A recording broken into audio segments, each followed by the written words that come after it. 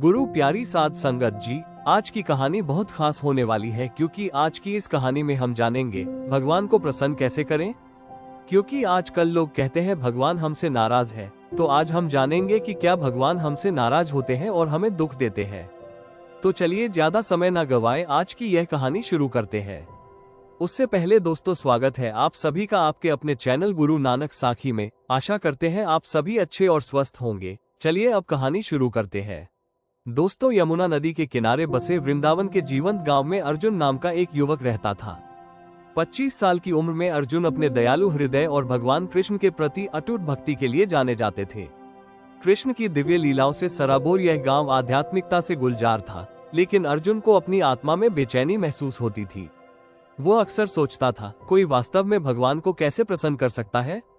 ये सवाल उसे परेशान करता था, जिससे वो अपने दिन भर के अनुष्ठानों और मंत्रों से परे उत्तर खोजने के लिए प्रेरित होता था।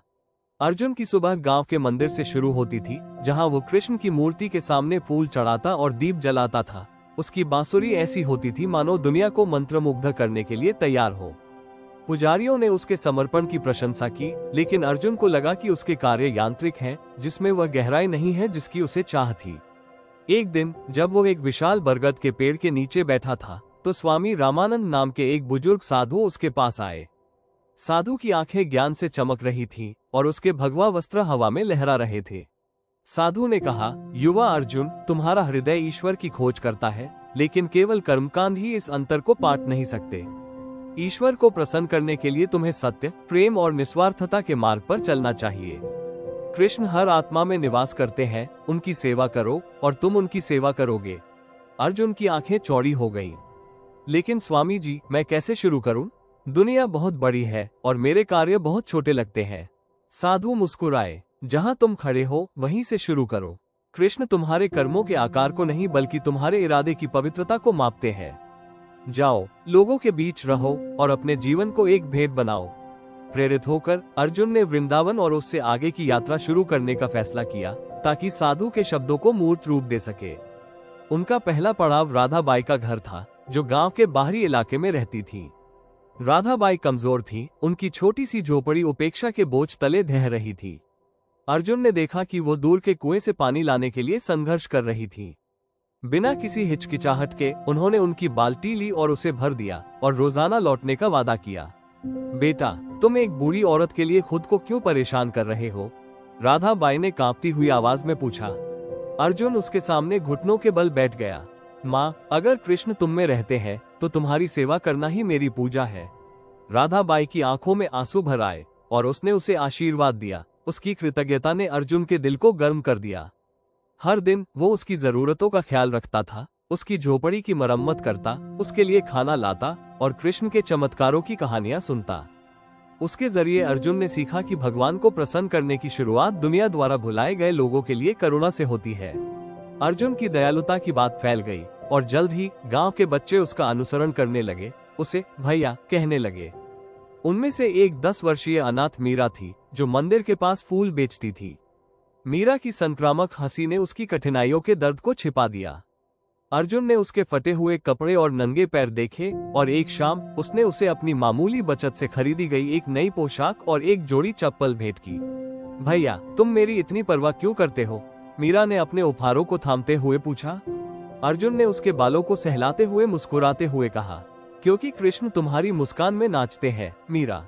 तुम्हें खुश रखना मेरी प्रार्थना है। मीरा ने उसे गले लगाया और अर्जुन को दिव्य आनंद की चिंगारी महसूस हुई। उसने बरगद के पेड़ के नीचे उसे और दूसरे बच्चों को पढ़ना लिखना सिखाना शुरू कर दिया। कृष्ण के प्रेम और ज्ञान की कहानियां साझा की। बच्चों की हंसी हवा में भर गई और अर्जुन को एहसास हुआ कि भगवान को प्रसन्न करने का मतलब है युवा दिलों में आशा का पोषण करना।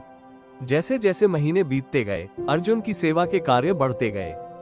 उसने खेतों में किसानों की मदद की, यमुना के किनारों की सफाई की और आवारा जानवरों को खाना खिलाया। फिर भी संदेह बना रहा, क्या वो वास्तव में भगवान को प्रसन्न कर रहा था या वो केवल अपनी बेचैनी को कम कर रहा था? एक शाम जन्माष्टमी के त्योहार के दौरान वृंदावन दीपों और भजनों से जगमगा उठा। अर्जुन मंदिर के पास खड़ा था और भक्तों को कृष्ण को सोना और मिठाइयां चढ़ाते हुए देख रहा था। उसके पास नदी से तोड़े गए मुट्ठी भर जंगली फूलों के अलावा कुछ नहीं था। खुद को अयोग्य महसूस करते हुए वो मंदिर में प्रवेश करने से हिचकिचाया। तभी गोपाल नाम का एक अंधा भिखारी लाठी के सहारे आगे बढ़ा। गोपाल के कपड़े फटे हुए थे और उसके चेहरे पर वर्षों के कष्टों का बोझ था। अर्जुन ने सहज रूप से उसे अपना शॉल और रात के खाने के लिए लाई गई रोटियां दी। गोपाल ने नर्म लेकिन दृढ़ स्वर में कहा, कृष्ण तुम्हें आशीर्वाद दे। तुम बहुतायत से नहीं बल्कि अपने दिल से देते हो, यही सच्ची भक्ति है। अर्जुन का गला भर आया। उसने अपने जंगली फूल कृष्ण के चरणों में रख दिए और फुसफुसाया, अगर मेरा दिल भर गया है तो ये भेंट स्वीकार करो। उस रात उसने सपना देखा कि कृष्ण कदम के पेड़ के नीचे अपनी बांसुरी बजा रहे हैं और मुस्कुराते हुए कह रहे हैं, तुम्हारा प्यार मेरा खजाना है। अर्जुन की यात्रा उसे वृंदावन से आगे मथुरा शहर ले गई, जहां उसे एक सामना करना पड़ा। सड़कें भीड़ भाड़ वाली थी और गरीबी समृद्धि से टकरा रही थी। यहाँ उसकी मुलाकात अंजलि से हुई, जो परित्यक्त महिलाओं के लिए एक छोटा सा आश्रय चलाती थी। अंजलि के दृढ़ निश्चय ने अर्जुन को प्रेरित किया, लेकिन वो बहुत परेशान थी। उसके पास पैसे और मदद के लिए हाथ नहीं थे। अर्जुन ने स्वेच्छा से खाना बनाया, आश्रय गृह की सफाई की और महिलाओं की विश्वासघात और दृढ़ता की कहानियां सुनी। लक्ष्मी नामक एक महिला को उसके परिवार ने बेटी पैदा करने के कारण घर से निकाल दिया था। उसका दर्द अर्जुन द्वारा वृंदावन में देखे गए संघर्षों को दर्शाता था और उसने उसे फिर से जीवन जीने में मदद करने की कसम खाई। उसने उसे टोकरियां बुनना सिखाया, जिसे वो बाजार में बेचकर खुद और अपने बच्चे का पेट पालने लायक कमा लेती थी। लक्ष्मी की मुस्कान, जो एक बार खो गई थी, वापस आ गई और अर्जुन को उसके साहस में कृष्ण की उपस्थिति महसूस हुई। अर्जुन, तुमने मुझे पैसे से ज्यादा दिया है, तुमने मुझे सम्मान दिया है, लक्ष्मी ने उसके हाथ पकड़ते हुए कहा। अर्जुन ने अपना सिर झुका लिया। ये कृष्ण की कृपा है, मेरी नहीं। मथुरा में अर्जुन को भी चुनौतियों का सामना करना पड़ा। विनोद नाम के एक धनी व्यापारी ने उसके प्रयासों का मजाक उड़ाया, उन्हें निरर्थक बताया। तुम अपना जीवन गरीबों पर बर्बाद करते हो, विनोद ने व्यंग्य किया। भगवान उन लोगों का साथ देते हैं जो साम्राज्य बनाते हैं, न कि उन लोगों का जो फर्श साफ करते हैं। अर्जुन शांत रहा। कृष्ण एक चरवाहे थे, राजा नहीं। अगर फर्श साफ करने से मैं उनके करीब पहुंचता हूं, तो मैं संतुष्ट हूं। विनोद ने उपहास किया, लेकिन बाद में बीमार पड़ गया। उसकी दौलत शांति खरीदने में असमर्थ थी। जब अर्जुन उसके पास आया, जड़ी बूटी के नुस्खे और दयालु शब्द लेकर आया, तो विनोद का दिल नरम पड़ गया। उसने स्वीकार किया, तुम्हारी विनम्रता मुझे शर्मिंदा करती है। शायद भगवान सोने से ज्यादा दिल को महत्व देते हैं। मथुरा में बिताए अर्जुन के समय ने उसे सिखाया कि भगवान को प्रसन्न करने के लिए प्रेम में दृढ़ रहने के लिए साहस की आवश्यकता होती है, भले ही दुनिया उसे नकार दे। वो 1 साल बाद वृंदावन लौटा। उसकी आत्मा समृद्ध थी, लेकिन उसका शरीर थका हुआ था। गांव ने उसका खुले दिल से स्वागत किया और बच्चे उसके पास दौड़े और भैया चिल्लाने लगे। राधा बाई, जो अब मजबूत हो गई थी, ने उसके लिए खाना बनाया और मीरा ने गर्व से उसे कृष्ण के बारे में लिखी अपनी एक कविता दिखाए। बरगद के पेड़ के नीचे स्वामी रामानंद उसका इंतजार कर रहे थे। अर्जुन, तुम्हारी यात्रा ने प्रेम की एक ताना बाना बुना है। क्या तुम्हें अपना जवाब मिल गया है? अर्जुन ने हाथ जोड़ लिए। स्वामी जी, मैंने सीखा कि भगवान को प्रसन्न करना बड़े बड़े कामों से नहीं, बल्कि शुद्ध हृदय से की गई दयालुता के छोटे छोटे कामों से होता है। कृष्ण हर उस आत्मा में रहते हैं जिसकी मैंने सेवा की है, और उनकी सेवा करके मैंने उन्हें पाया है। साधु ने सिर हिलाया। तुमने गीता के सत्य को जिया है। अपने सभी कर्म मुझे प्रेमपूर्वक और बिना किसी आसक्ति के समर्पित करो। अब तुम्हारा जीवन कृष्ण के लिए एक गीत है। उस रात जब वृंदावन सो रहा था, अर्जुन यमुना के किनारे बैठा था। चांदनी पानी पर चांदी की लहरें बना रही थी। उसने अपनी बांसुरी पर एक मधुर धुन बजाई, जो मीरा की ओर से एक उपहार थी।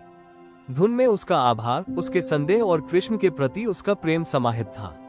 वो अब दूर के अर्थ में भगवान को प्रसन्न करने की कोशिश नहीं करता था। वो समझ गया था कि करुणा और विनम्रता के साथ जीना ही वो दिव्य नृत्य है जिसे कृष्ण पसंद करते थे। वर्षों बाद अर्जुन की कहानी वृंदावन में एक किंवदंती बन गई। मंदिरों में उस युवक की कहानियां गूंजने लगी, जिसने भूले बिसरे लोगों की सेवा की, अप्रिय लोगों से प्रेम किया और हर चेहरे में कृष्ण को देखा। मीरा जैसे बच्चे प्रेरित होकर बड़े हुए और उनकी विरासत को आगे बढ़ाया। और यद्यपि अर्जुन ने कभी प्रसिद्धि की चाह नहीं की, लेकिन उनके जीवन ने साबित कर दिया कि भगवान को प्रसन्न करने के लिए केवल प्रेम के लिए खुला दिल और सेवा के लिए तैयार हाथ चाहिए। जैसे जैसे यमुना बहती गई, उसने कृष्ण के शाश्वत सत्य को फुसफुसाया। जब हृदय प्रेम के कार्यों के माध्यम से उनका नाम गाता है तो भगवान प्रसन्न होते हैं। गुरु प्यारी साध संगत जी, आशा करते हैं दोस्तों आज की यह कहानी आपको पसंद आई होगी। अगर कहानी सुनाते हुए हमसे कोई भूल हुई हो तो कृपया हमें माफ करना और हमारी गलती हमें कमेंट में जरूर बताना। लेकिन अगर कहानी पसंद आई तो कृपया इस वीडियो को लाइक और चैनल को सब्सक्राइब करना मत भूलना। धन्यवाद दोस्तों।